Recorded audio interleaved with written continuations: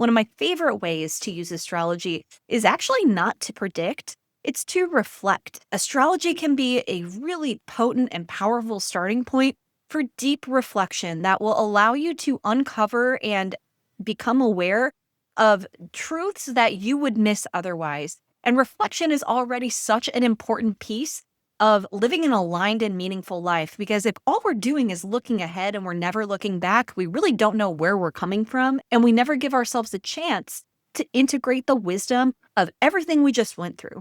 So today we are going to click pause and we are going to reflect on Jupiter in Cancer, because I don't know about you, I have a lot to say about it. I'm going to reflect on what Jupiter in Cancer was like for me today, and I'm going to invite you to join the discussion in the comments with how Jupiter in Cancer has shown up for you. And I'm hopeful that this discussion will actually help you do just that. So let's get into it. What's up, everybody? Welcome back. I am Dana Solara. I'm an astrologer and spiritual coach. And today we are talking about Jupiter in Cancer, specifically through the lens of reflective astrology. Yes. Okay, so what is reflective astrology? It's just a term that I use to describe the process of using astrology to reflect. I really like to talk about astrology as a mirror. And in this case, astrology is a rear view mirror. We are, as human people, always on a forward trajectory because that is how time works. We move forward at 1 second, every 1 second, right? However, if we never look back, we are going to struggle to feel clear, confident, and grounded within ourselves because, we kind of go through a lot of shit, and it behooves us to look back on what has happened so that we can process any unresolved feelings. And most importantly, maybe not most importantly, but quite importantly, or as importantly, to gain the wisdom from what has happened, especially when we make mistakes or fail. It's really, really important that we look back at them, not to critique or judge ourselves, but so that we can understand what we were meant to get out of that. We can learn from it and move forward more clear, more wise, more aligned. And so anytime a planet enters a new zodiac sign, it's a perfect time to reflect on how that planet made itself known in the last zodiac sign that it just left. This is going to actually help us in multiple ways as astrology lovers. First of all, it's going to help us do everything I've already said, do that deep reflection so that you can feel more connected and aligned with yourself, which I think is kind of the whole point of astrology anyway. But it also gives us a chance to get to know the archetype of the planet, the zodiac sign, and the house that planet just moved through on a deeper level. And it also helps you get to know that planet's role in your life through the lens of your birth chart. Okay, so this is why we want to do this. Somebody specifically asked me to talk about what Jupiter in Cancer was like for me. And I thought, okay, I have a lot to say about this because it's fascinating. Every time I've talked about it publicly and people have kind of got on the comments, they've agreed with me. And what I've said is Jupiter in Cancer was not the sunshine and rainbows that I promised. Like, can I speak to a manager? Because it was not what I thought it was going to be. I'm showing you my chart here. In fact, I'll leave it like this. So inside, you've got my birth chart. Outside, you've got the chart of the moment. Jupiter in Cancer in my 10th house. It's an exalted Jupiter in an angular place. Angular meaning one of the 4 angular houses, 1st, 4th, 7th, and 10th. Angular houses or places in your chart are loud. They're where we tend to notice the astrology the most. And so at face value, Jupiter, exalted, lifted up Jupiter in my 10th house looks pretty great. It looks like a lot of opportunity. It looks like a lot of cohesion and things kind of working and coming together. It looks like a lot of help. It looks like some learning, perhaps. It looks like things just working out. But what I learned with this Jupiter transit is there's a lot more to the story. So what I want to share with you today are the things that I learned from Jupiter in Cancer. And I'm hopeful that, again, they will help you go deeper yourself. Now, I mentioned people were in the comments when I was talking about this that, Jupiter in Cancer was not what I thought it was going to be at all. I can see it now, how it was showing up, but I was surprised by it. And I've heard a lot of people agree with that sentiment. Like, yeah, it was not blessings and growth and abundance and all of that. It was a lot more nuanced was a lot more complex than that. And so I think that is not even one of my big takeaways, but that might be one overall takeaway I'd like you to kind of walk away from this conversation with is we really like to pigeonhole things as good or bad. Is it going to be good? Is it going to be bad? And the reality is it's almost always a little bit of both because good and bad rely on your subjective experience, number one. And number two, unfortunately, we cannot have good without bad. And often what feels good, quote unquote, comes on the heels of something bad. That it feels good because what was experienced going into it was challenging in some way. And so it's a lot more complex than we think it is. And Jupiter is the benefic, and that's what makes it confusing too, is traditional astrological language is quite dichotomous in that way. It's a benefic or it's a malefic. It's a good doer or a harm doer. And, that kind of reinforces our latent black and white thinking, which is not a good thing, but that's why it's a good reminder that when we say planets are multidimensional and multivalent, that they operate on many different levels and in many different varieties, that also means challenging and constructive, even when we're talking about an exalted Jupiter in an angular place. If we think about Jupiter in Cancer on its own, this go around, it's great. There is the fact, though, that Saturn in Aries is, not the circle, is squaring in an overcoming square. Saturn has the upper hand in the relationship, and Jupiter and Saturn are in a fight. They're not getting along. Cancer wants to make things cohere and work. And, if we're talking about the 10th house, again, like really put the work out there, be seen. And Saturn is like, okay, but I think we need to burn it all down. Like, what is the deal? There's something not working here, and we need to look at it and get real and get honest about it. And what's fascinating is I think in all the fervor of how incredible Jupiter in Cancer is, even as an astrologer, I kind of bought the hype because, of course, you want to hear Jupiter in Cancer, exalted. Oh my God, it's going to be amazing. And you want to believe that hook, line, and sinker. And I even remember listening to an astrologer I love and who I still listen to and still follow say, there's the square from Jupiter or Saturn rather, but I don't even care because Jupiter in Cancer is going to be so great for you. And in my mind, I'm like, yeah, like, of course I want that to be the case. But the reality was I felt Saturn. Okay. And not only that, this might be one of my official things that I learned is that the natal promise is always the baseline. You cannot interpret a placement or a transit rather for yourself without thinking about your birth chart on a couple of levels. So I'm going to put my chart back on the screen. And I tell you a little bit about what happened for me. Okay. So here's what I want you to notice as a whole. Immediately upon entering Cancer, Jupiter conjoins my natal Chiron. Okay. Natal Chiron in the 10th, a lot of healing around being seen and being worried about how people are going to receive me.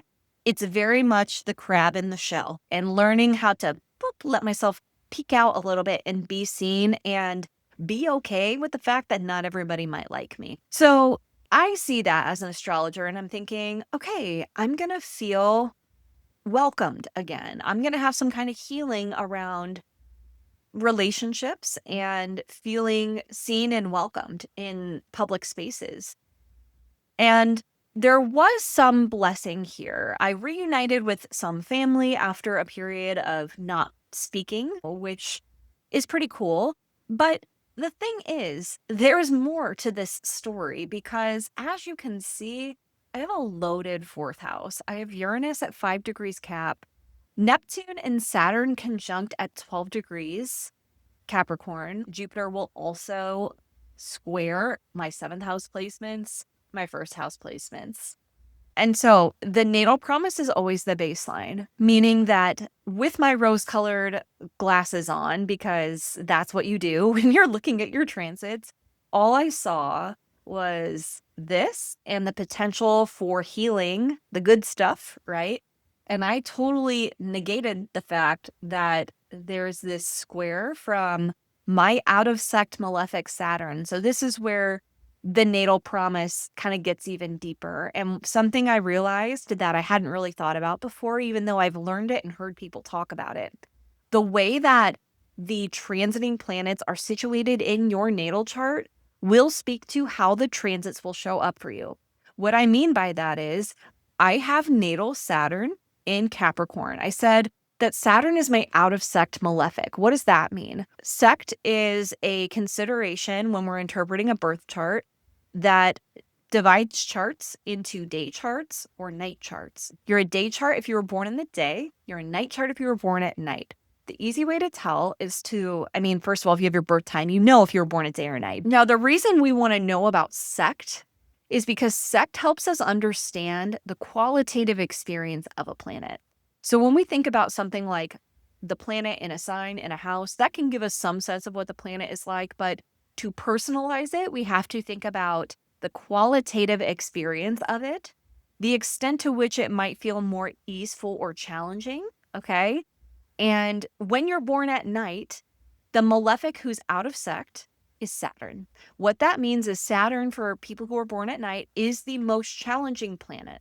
Does that mean that Saturn will never bring you good things? Absolutely not, because the outcome of my Saturn return, where I got sober, incredibly Saturnian, very much textbook Saturn return. But the other thing that came out of it was I started studying astrology. Absolutely never would have done that had I not gone on this quest that sobriety took me on. And so all this to say, Saturn is getting opposed by Jupiter. Saturn's tough in my chart, and Jupiter is receiving a square from transiting Saturn. And because Saturn is my out of sect malefic, Saturn is going to show up strong and tough. He is a strict teacher and he wants total compliance and obedience, okay? He wants you to show up for the challenge, but you're rewarded. However, it takes consistent, dedicated effort, and it's probably going to feel pretty freaking hard in the process. And so I want to tell you a bit about what happened here at the beginning, like last summer, essentially, the summer of 2025, when this transit began. I'm going to take my annotation off the screen here. So I had created a course called Homecoming, and I was very excited about it. It was kind of the 2.0 version of the first big group coaching thing I had done, which I had just launched earlier in 2025. So it felt correct that I did this hard work during the Mars retrograde. Mars was retrograde in my 10th house. We all remember Mars retrograde in Cancer in 2025. Okay. That was like the first 4 months of 2025 felt like a slog because Mars was in Cancer. And so then Jupiter coming here, I'm like, amazing. Now it's going to feel easier. Okay, well, not quite, because I actually opened the doors, said, all right, Homecoming, this new group coaching offer, it's here, it's open for you, and no one joined. And that felt like, oh, ouch, ouch, ouch, ouch. But guess what? It makes perfect sense. You know why? Because Jupiter was conjoining Chiron. So there's that fear of rejection, right? There's that fear of my work is worthless or no one sees my work. And we're receiving this square from Saturn. Saturn's in the 7th house of one-on-ones. And this was really kind of a high touch experience where I was going to be working closely with people. And it's like, the people aren't here. Where are the people? You are alone. Saturn being sort of a planet of isolation and singularity and having to kind of do things yourself in the sign of Aries in its fall. And so, look, summer was tough and I was confused. I was like, I don't get it. Like, I don't know why nothing seems to be working. It seems like astrology is kind of broken or something. And I ended up being forced to really explore some different possibilities. That actually ended up being really, really helpful. It sucked majorly in the summer, but it gave me an opportunity to ask myself, well, who am I trying to help? Because in my reflection on what didn't go well, I was like, maybe the problem is I'm not being specific enough about what I'm trying to do. So it kind of became a vision quest, which feels very Jupiterian about who am I trying to be in the world? And I had to be isolated in order to, I think it's fascinating that Neptune's right here too, right? To go on this kind of expedition where things are a little foggy. I don't really know where I'm going. The point here is the natal promise is always the baseline. And so you can have an exalted Jupiter in Cancer in your 10th house. But if Jupiter is receiving a square from Saturn, who happens to be the hardest planet in your chart, then it's going to be a little more challenging.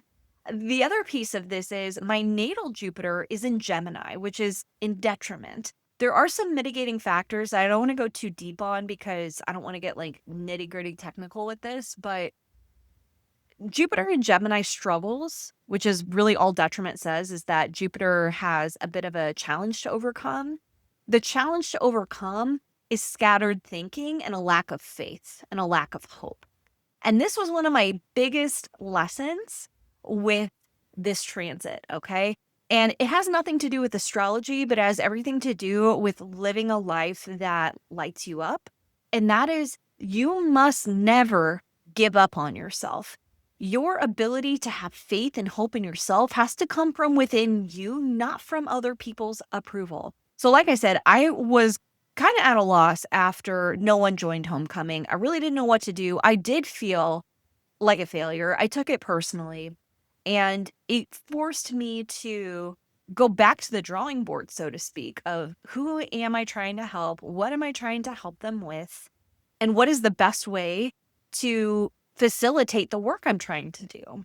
So, to that end, I did a lot of experimentation. Right around the time Jupiter opposes Saturn in my chart, which only happens one time this pass. This is August 5th. I'm getting ready to go back to work as a teacher.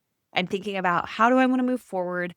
I'm like, I think I'm going to put astrology down. It can be something I pick back up. I'm not walking away from it personally, but I think I want to go more in the realm of healing from people pleasing, healing from self abandonment. This was a phrase that was like forefront of my mind, and I felt like it was a major breakthrough. I think it is absolutely fascinating that self abandonment is what I'm bringing into my work at this time because it feels very Jupiter in Cancer, healing from self abandonment, being able to nurture and nourish and reparent yourself, very Jupiter in Cancer, very healing inner child.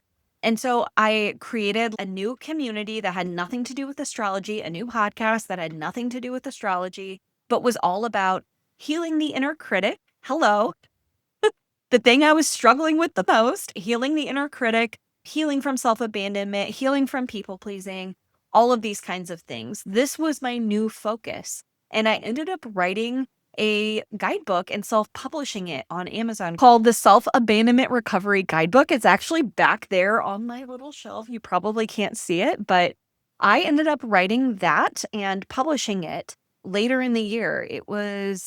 I think it went live right around Thanksgiving. I haven't even looked at the transits for this actually.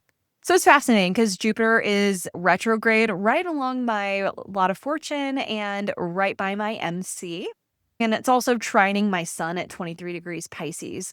During this whole time where I'm really trying to help other people with their feelings of low self worth, their self abandonment kind of patterns, if you will, I was still really struggling with that myself. There was a part of me that really did not believe in what I was doing. And I credit that to the work of Saturn. Saturn, as you can see, was back in Pisces at this time, was very close to my natal sun. And I was really questioning if one, was this even right? Am I in the right direction here? This feels good. And it feels like important to me. It feels like something I really want to talk about, but I don't know. Like, I'm not really sure about it. And Saturn for me has really represented that part of me that says, no, you can't do it. That feels like nobody cares. That part of me that can foster low self worth. And Jupiter being natally in Gemini is that part of me that critiques and questions and can have very little faith in myself.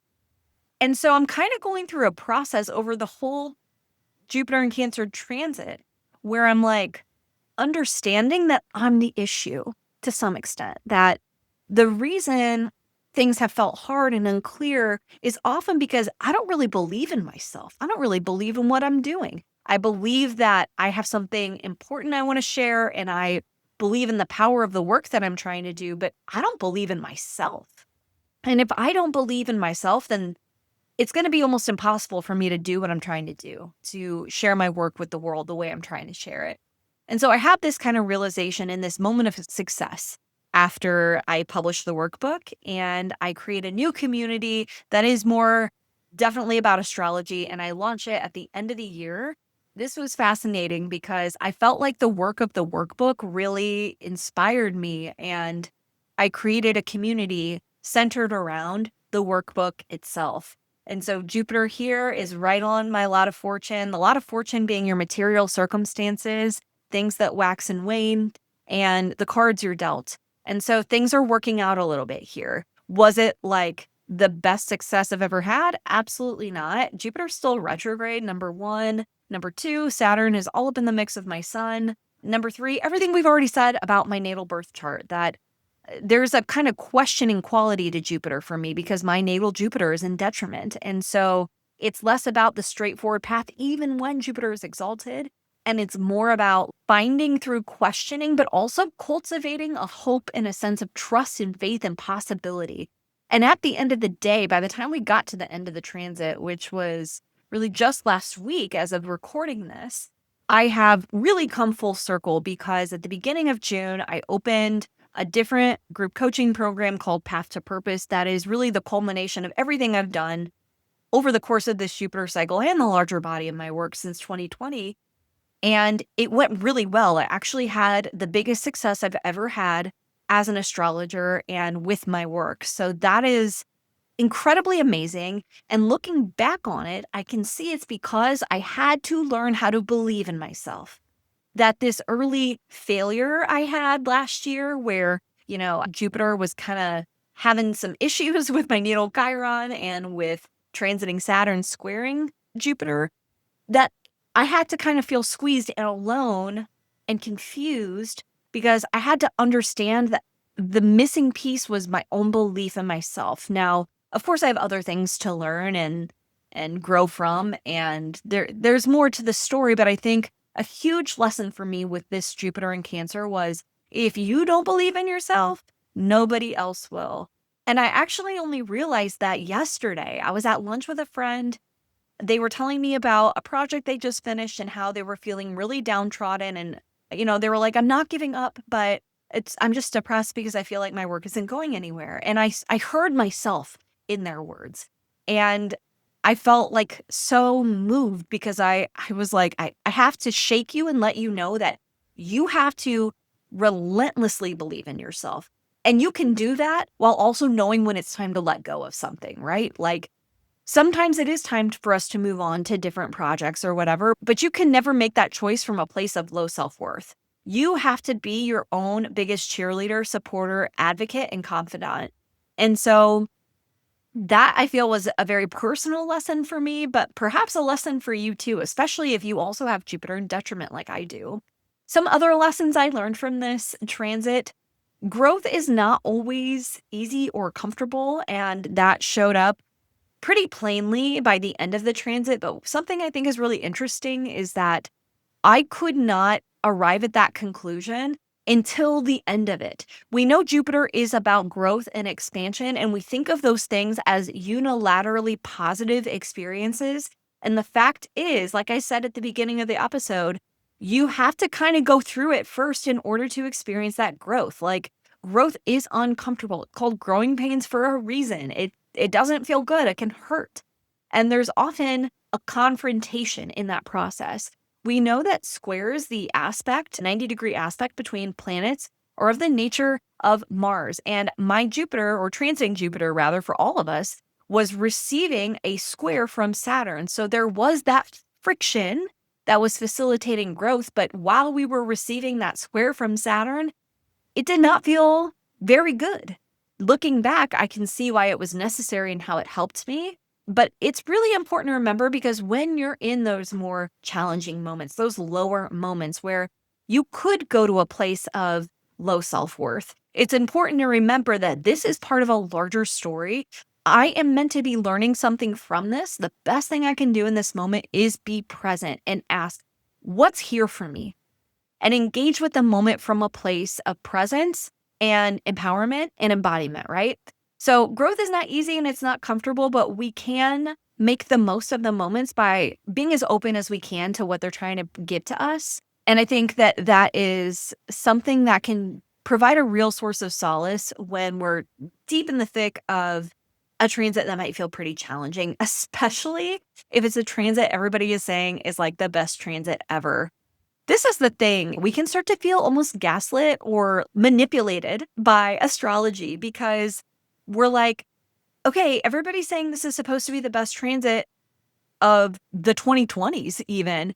And here I am struggling in business, I didn't even talk about this in my teaching career. I had a lot of stuff to deal with, let's say. I had some really challenging parent dynamics. I had to be in a lot of meetings, and I was on a committee, which was good for me, but I also was much busier than I really ever had been. I had a lot more to do at work than I have had to do in the last several years.